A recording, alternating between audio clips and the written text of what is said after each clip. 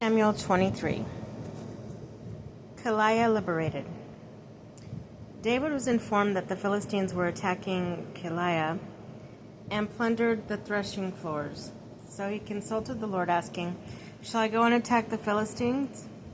And the Lord answered, "Go attack them from and free Keilah." But David's men said to him, "Even in Judah we have reason to fear. How much more if we go to Keilah against the forces of the Philistines?"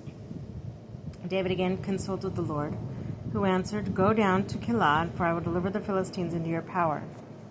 So David went with his men to Keilah and fought against the Philistines. He drove off their cattle and inflicted a severe defeat on them and freed the inhabitants of Keilah. Abiathar, son of Amalek, who had fled to David, went down with David to Keilah, taking an ephod with him. Flight from Keilah. When Saul was told that David had entered Keilah, he thought, "God has put him in my hand, for he has boxed himself in by entering the city with gates and bars." Saul then called all the army to war in order to go down to Keilah and besiege David and his men. When David found out that Saul was planning to harm him, he said to the priest Abiathar,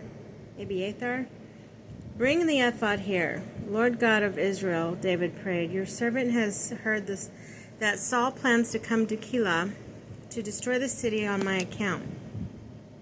Will they hand me over? Will Saul come down to your servant as he heard? Lord God of Israel, tell your servant." The Lord answered, "He will come down." David asked, "Will the citizens of Keilah deliver me into the hand and my men to the hands of Saul?" The Lord answered, "They will deliver you." So David and his men, about 600 in number, left Keilah and wandered from place to place. When Saul was informed, for David had fled from Keilah, he did not go forth. David and Jonathan at Horesh. David now lived in the strongholds of the wilderness, in the barren hill country near Ziph. Though Saul fought him continually, the Lord did not deliver David into his hands. While David was in the wilderness of Ziph at Horesh, he was afraid that Saul had come out to seek his life. Then Saul's son, Jonathan, came down to David at Horesh and encouraged him in the Lord. He said to him, "Have no fear, my father Saul shall not lay a hand on you. You shall be king of Israel. I shall be second to you. Even my father Saul knows this." The two of them made a covenant before the Lord in Horesh, where David remained, while Jonathan returned to his home. Treachery of the Ziphites. Some of the Ziphites went to Saul in Gibeah and said, "David is hiding among us in the strongholds at Horesh, on the hill of Hakilah, south of Jeshimon. Therefore, whenever the king wishes to come down, let him do so. I will be tasked to deliver him into the king's hands."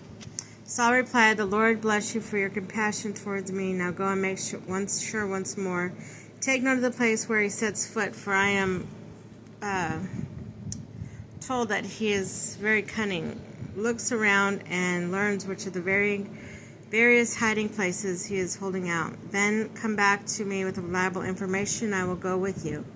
If he is in the region, I will track him down of all the families of Judah." So they went to Ziph ahead of Saul, and this time David and his men were in the wilderness below Maon, in the Arabah south of Wasteland.